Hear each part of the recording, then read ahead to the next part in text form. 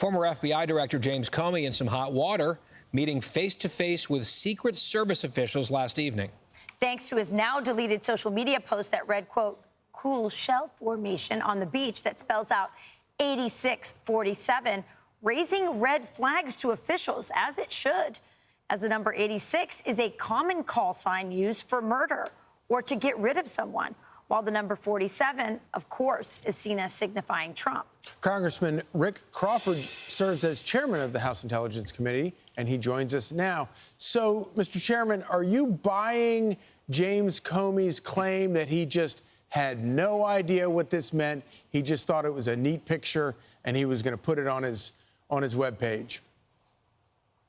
Not at all. No, that's ridiculous, and he shouldn't be selling it. It's insane that somebody that was in the position that he was in, an FBI director, whatever his political leanings are now, he was an FBI director, and you think the American people are going to buy that you just happened on this random shell formation and had no idea what that might mean? Give me a break. This guy is like, an eighth grader in the back of the classroom with a behavioral problem, jumping up and down, waving his hand, saying, hey, don't forget about me. I'm still here. It's just ridiculous. Is it that, or is he signaling something? I mean, listen, first of all, we have a cabinet member who had his own father assassinated, his uncle assassinated. We have a sitting president who's had 2 attempts on his life by Democrats, by the way.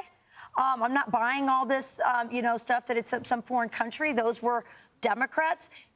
Comey, a Democrat, somebody who has actively tried to take down the president with the fake Russia collusion case. What are going to be the consequences for this? Because something has to happen. Sure. So the first thing we know is that obviously there was a referral made to the Secret Service. That's appropriate anytime there's a threat against the president, and they're taking the appropriate action. Keep in mind that the Secret Service comes under the jurisdiction of DHS, which is Secretary Noem's lane, but there may also be criminal proceedings under FBI Director and Pam Bondi. So there needs to be a whole federal law enforcement approach to this. So we're seeing that already underway. The other issue is, as you mentioned, some of the history of Comey.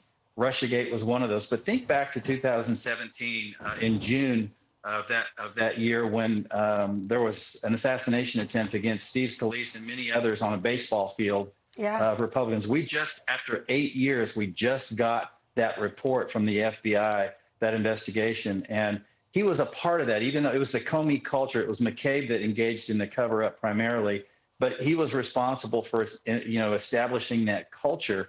And so Comey has his fingerprints on an awful lot of bad things. And keep in mind that what prompted this shooter in the case of the 2017 shooting at the Republican baseball practice was political rhetoric. It was this inciting to violence that he had been listening to Bernie Sanders. And so a guy like Comey, when you've already seen 2 assassination attempts against President Trump, and he comes out and this innocuous, oh, look what I just happened on here on the beach on my morning stroll on the beach.